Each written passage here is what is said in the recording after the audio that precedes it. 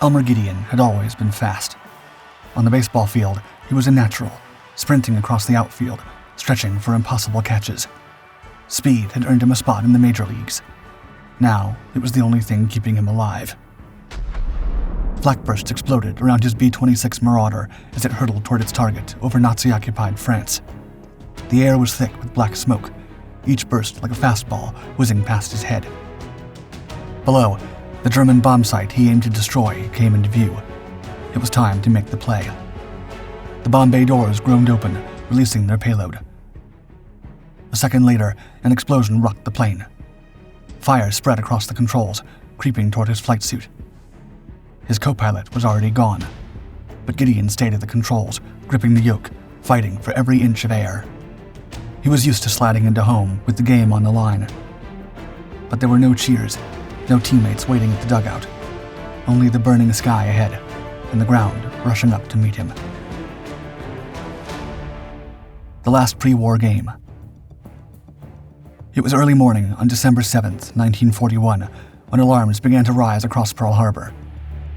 The minesweeper Condor had spotted something unusual, an unidentified periscope lurking in the water. A Japanese midget submarine prowled just outside the harbor's entrance. Before officials could determine its intent, a torpedo sliced through the water, barely missing the American destroyer USS Monaghan. Still, many believed there was no reason to panic. Not yet. Since the start of the war in Europe, the United States had remained neutral, watching from a distance as the world collapsed. Tensions in the Pacific were growing, but there had been no formal declaration of war from Admiral Yamamoto, the feared commander leading the Japanese combined fleet. For now, Pearl Harbor remained at ease, its warships secured in the easy waters of Battleship Row. Yet, as reports of enemy submarine sightings kept coming in throughout the morning, officials began to worry. Across the ocean, Americans filled stadiums, oblivious to the storm brewing over the Hawaiian island of Oahu. At the Polo Grounds Stadium in Upper Manhattan, over 55,000 fans packed the stands for Tuppy Lehman's Day, celebrating the Giants' legendary two-way player. The war was far from American shores. The Giants took the field, greeted by thunderous applause. Across from them, the Brooklyn Dodgers stood ready for the opening kickoff. Lehman's and his teammates lined up. The game had begun. At the same moment, thousands of miles away, another battle had already started. A black wave of aircraft streaked across the Hawaiian sky. 353 Japanese bombers and fighters, moving in two waves, descended on Pearl Harbor without warning. The first explosions tore through Kaneohe Naval Air Station and Wheeler Field.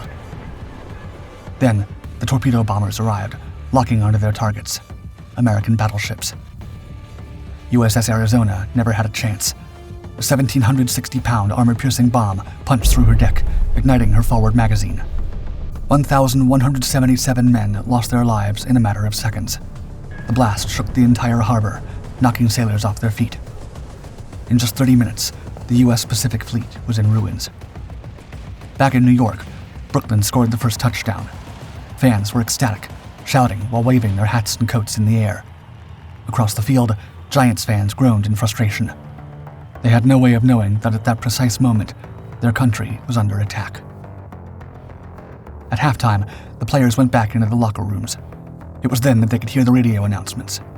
Transmissions had been interrupted to deliver the message Americans had been afraid of hearing since the war began. Quote, "The White House announces Japanese attacks on Pearl Harbor." Outside, the stadium crowd remained clueless. Then, the public address announcer's voice cut through the noise, announcing all military personnel would report to their units immediately. A murmur spread through the stands. Something was wrong. The teams returned to the field. There was nothing else to do but finish the game. The Giants lost that day, 21-7. But by the time the final whistle blew, the score no longer mattered. Within the span of the game, America had been drawn into World War II. Men enlisted in droves. Among them were some of the greatest athletes the country had ever known. Football stars, baseball legends, men who once played for glory would now fight for America's survival. The first conscripts. The situation was dire. Britain remained the only nation in Europe holding the Nazis at bay, and Japan had consolidated its alliance with Hitler, solidifying the Axis as the most menacing force in the globe. Billy Southworth Jr., a promising minor league player for the Toronto Maple Leafs, was among the first athletes to join the front lines, enlisting in the Army Air Corps to help defend America. His reasoning was simple, quote, "I think it's my duty to enlist because they're going to need us." As the war escalated, so did enlistments among baseball stars. The first major league player to be drafted was Hugh Mulcahy, a pitcher for the Philadelphia Phillies. The years leading up to the war had not been kind to his career. Between 1937 and 1940, he lost 76 games, earning him the nickname Hugh Losing Pitcher Mulcahy. To Phillies fans, his absence wouldn't impact the standings, yet his sacrifice would not go unnoticed. As he prepared to leave for service, he had one final message for those who had once watched him struggle on the mound, quote, "My losing streak is over for the duration. I am on a winning team now." But it wasn't just the struggling players who stepped forward. Hank Greenberg, one of the greatest players of his generation, was at the peak of his career when the war came knocking. A two-time MVP, Greenberg had played in 3 World Series and nearly shattered Babe Ruth's legendary record of 60 home runs in a single baseball season. By 1940, he was one of the highest-paid players, raking in a staggering $55,000 a year, the equivalent of over $1 million today. And yet, when duty called, he didn't hesitate. Greenberg left behind his fortune, fame, and future in the game for the modest $21 monthly paycheck of an enlisted soldier. He spoke to his fans, quote, "If there's any last message to be given to the public, let it be that I'm going to be a good soldier." A taste of war. It was still the early days of America's involvement in the war when Bob Feller, a pitching star destined for the Hall of Fame, traded his Cleveland Indians jersey for a Navy uniform. He had just arrived in Chicago from visiting his terminally sick father in Des Moines, ready to sign a new contract, when news of Pearl Harbor's destruction reached him. Feller had every reason to stay home, including a military exemption due to his father's health. But instead of stepping onto the pitcher's mound, he walked into a recruiting office. He later expressed, quote, "I told them I wanted to get into combat, wanted to do something besides standing around handing out balls and bats." His father passed away just as he was deploying. Feller reported to Navy headquarters, initially aiming to take the role of a fighter pilot. He was strong, fast, and in peak physical condition. Despite his incredible reflexes, he failed the hearing test. The cockpit was out of reach. Instead, he was sent to USS Alabama, one of the Navy's newest battleships, where he was assigned as a gun captain. Even at war, baseball never left him. He pitched for the Norfolk Naval Station's Blue Jackets, and later for the Naval Station Great Lakes team, practicing throws near the gun turret where he was stationed. But war was not a place where games could go on for long. In November 1943, Bob Feller stepped into his first battle. The 16-inch guns of USS Alabama rattled Feller to his core as he braced himself inside his turret. Ahead, the tiny island of Tarawa burned. Feller stood at his station. His arm, once used to hurling fastballs past the greatest hitters in the world, was firing shells the size of small cars at a moment's notice toward the enemy. Around him was a scene of pure chaos. The Japanese had turned Tarawa into a fortress of pillboxes, trenches, and machine gun nests, all designed to cut down invaders before they reached shore. The Navy had hoped their bombardment would break the enemy's defenses, but as the landing craft advanced, it became clear the Japanese would not surrender. It took 3 days before silence finally fell over Tarawa. Nearly 1,000 American Marines had lost their lives, with thousands more wounded. The Japanese garrison was almost entirely annihilated. As Feller stood on the deck of the Alabama, his legs weak from exhaustion, he took in the scene before him. The island still smoldered, the sand soaked with blood. He had known war would be different from baseball, but nothing could have prepared him for this. Outfielders over Europe. Shortly after Bob Feller's encounter with face-to-face combat in the Pacific, another athlete-turned-soldier arrived at the front line. The 586th Bomb Squadron had just touched down at RAF Borum, England. Among the recruits was Elmer Gedeon, a former Washington Senators outfielder, now assigned a squadron operations officer in the 9th Air Force. At 6'4", Gedeon was taller than the average pilot, his frame better suited for swinging a bat than squeezing into the tight cockpit of a B-26 Marauder. Yet he had proven to be an exceptional pilot. While flying as a navigator aboard a B-25, the aircraft suddenly lost altitude just after takeoff, plunging into a North Carolina swamp. The impact snapped metal and ignited flames. Gedeon crawled through the wreckage, fighting past burns and broken bones to drag his crewmate, Corporal John R. Rarrett, to safety. 3 months in a hospital followed. 3 months to wonder if he'd ever fly again. Yet, as soon as he was able to get out of bed, officials didn't hesitate when announcing his deployment to Europe. As he prepared to ship out for England, Gedeon declared, quote, "I'll be back in baseball after the war." He was convinced that everything would be smooth sailing after his crash, telling his cousin, quote, "I've used up my bad luck." Gedeon's first mission came on March 23, 1944. The former baseball star held on to the controls of his B-26 Marauder as his squadron approached Beaumont-le-Roger, an airfield deep in Nazi-occupied France, and one of the most essential fighter bases for the Luftwaffe on the Channel front. Batteries of anti-aircraft guns surrounded the target. Any approach was met with a constant barrage of flak. But Gedeon, like his wingmen, was well trained in evasive maneuvers. As the airfield grew close, the pilots could begin to see the German runways used for raids against the Royal Air Force hiding amongst the foliage. Now, it was their chance to deal with a direct strike by Hitler's forces. One by one, the bombers began releasing their payloads, wreaking havoc at the Nazi stronghold that had served as a base for some of the Luftwaffe's most prolific aces. As alarms went off, Gedeon and his wingmen knew it was time to get out before the Germans could strike back. The squadron banked hard, engines straining as they turned for home. The pilots engaged in desperate dives to avoid any incoming fire while racing to safety across the channel.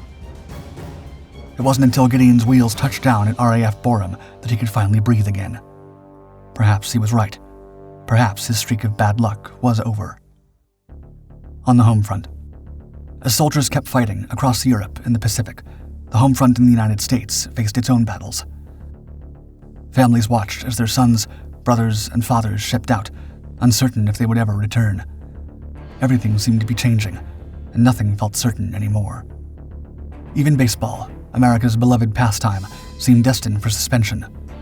In 1918, during World War I, the season had been cut short, the fields left empty until peace returned. Many feared history would repeat itself, and that in the fight against fascism, the game would become another casualty. But Kennesaw Mountain Landis, Major League Baseball's first commissioner, refused to let the sport fade. He wrote to President Franklin D. Roosevelt, asking for a green light to keep the game alive during the war. Roosevelt's response came in fast, quote, "I honestly feel that it would be best for the country to keep baseball going." The president knew that baseball could be a lifeline in a time of blackouts and air raid drills, helping to boost morale during one of the country's darkest chapters.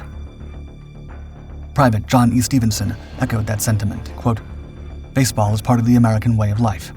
Remove it, and you remove something from the lives of American citizens, soldiers, and sailors." But there was one fundamental problem. With over 4,000 professional players drafted into the armed forces, including some of baseball's biggest stars, the sport faced a manpower crisis. In 1940, 44 minor leagues operated across the country, but by the height of the war, only a dozen remained. Young men who might have spent their summers fielding ground balls instead found themselves storming beaches in Europe and the Pacific. To keep baseball alive, teams got creative. Older players were brought out onto the field. Raw recruits who never would have had a shot under normal circumstances suddenly found themselves in starting lineups. If you could swing a bat or catch a fly ball, you had a chance. Then there was Pete Gray, a unique baseball star. The 30-year-old outfielder had lost his right arm in a childhood accident. Years earlier, he tried to break into the majors, but athletics manager Connie Mack dismissed him without a second thought, telling him, quote, "Son, I've got men with 2 arms who can't play this game." But Gray was not the kind of man to take no for an answer. He trained hard, teaching himself to swing left-handed, catch, and throw with the same hand, transferring the ball from his glove to his fingers seamlessly. He made his way to the Brooklyn Bushwicks, where he proved everyone wrong, hitting a home run in his very first game in front of 10,000 fans. By 1944, he was named Most Valuable Player in the Southern League, and in 1945, he made it to the big leagues, playing 77 games for the St. Louis Browns. Though he never served in uniform, he was certain he could have, assuring, quote, "If I could teach myself how to play baseball with one arm, I sure as hell could handle a rifle." The final run. Baseball gave America a brief escape from the horrors of war, But for the men who once played in packed stadiums, there was no escaping the reality of battle across the ocean. After his initial successful run over Nazi-occupied France, Elmer Gedeon completed 11 more combat missions, yet his bombing runs were far from over. He spent his 27th birthday checking his instruments, reviewing attack plans, and steadying himself for another flight. His next target lay deep in enemy territory, the village of Iskerde, where German forces were constructing a V-1 flying bomb site, an early cruise missile system designed to rain destruction upon Britain. The plan was to strike just after dusk, flying low at 12,000 feet to maximize precision. Gedeon's and 35 other B-26 Marauder bombers took off from the runway at RAF Borum. Everything appeared to be running according to plan, but before they could reach their target, the sky erupted with enemy fire. The first bursts of flak exploded around them, black puffs tearing through the air, sending shards of steel past their wings. Gedeon gritted his teeth, gripping the controls as he banked hard, dodging the incoming fire. Throughout the chaos, he held steady. Bomb bay doors opened. Payload released. The ground below exploded as the Nazi installation was hit. Mission accomplished. But the danger was still lurking. Before Gedeon could take evasive action, a flak round tore into the aircraft, ripping through the fuselage just below the cockpit. The impact sent the bomber into a violent lurch. Smoke filled the cabin. Warning lights flashed red, and alarms screamed in his ears. Beside him, co-pilot James Taffy fought to regain control, but the fire spread too fast. Flames licked at their flight suits. There was no saving the aircraft. Taffy had no choice. He lunged for the escape hatch, the searing heat already burning through his clothes. He barely registered the sensation as he plummeted into the darkened sky, his parachute snapping open above him. He later remembered, quote, "I watched Gedeon lean forward against the controls as the plane went into a nosedive and the cockpit filled with flames." The B-26 plunged toward the earth, a fireball slicing through the night. It struck the ground with a blinding explosion. Gedeon and his crew never had a chance to escape. Taffy, the sole survivor, was captured by German forces. He had watched his commander, his friend, go down with the plane in a final act of courage. For months, Gedeon was listed as missing in action. His family clung to hope, praying for news, but it wasn't until a year later that they learned the truth. He would never return to the Diamond, never step up to the plate again. But he did return home. His remains were eventually brought back to the United States and laid to rest in Arlington National Cemetery, honored as one of only 2 Major League Baseball players who lost their lives helping to win the fight against the Nazis. Back home. Throughout the last years of the war, baseball players remained at the front lines, fighting in some of the most important battles of the 20th century. Among them was Yogi Berra, a future Hall of Famer who never backed down in combat. Berra served in the D-Day invasion, operating as a machine gunner. From the deck of a landing craft small support boat, he rained fire on German positions, pounding enemy fortifications to clear the way for Allied troops storming the beaches of Normandy, pushing through direct fire even after being struck. When the dust of war finally settled, the ballplayers could finally lay down their rifles. They returned home. Not all returned to their baseball careers, but they were all greeted as heroes. Bob Feller, who had manned the guns of USS Alabama in the Pacific, received a most distinguished welcome. On August 23, 1945, he was honored at a civic luncheon at the Carter Hotel, where hundreds gathered to celebrate his return. Yet, as he stood before the crowd, he could only say, quote, "The real heroes didn't come home." As baseball resumed its place in American life, Feller was offered a $100,000 contract to play in the Mexican League, a fortune at the time. But he refused.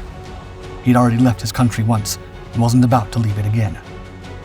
Instead, he signed with the Cleveland Indians for $37,500, drawing packed stadiums filled with fans who came just to see him pitch. In the years that followed, baseball became a symbol of resilience. The fields were filled with veterans who had once battled across the world, facing danger, defeating tyranny, and then coming home to pick up a bat once more.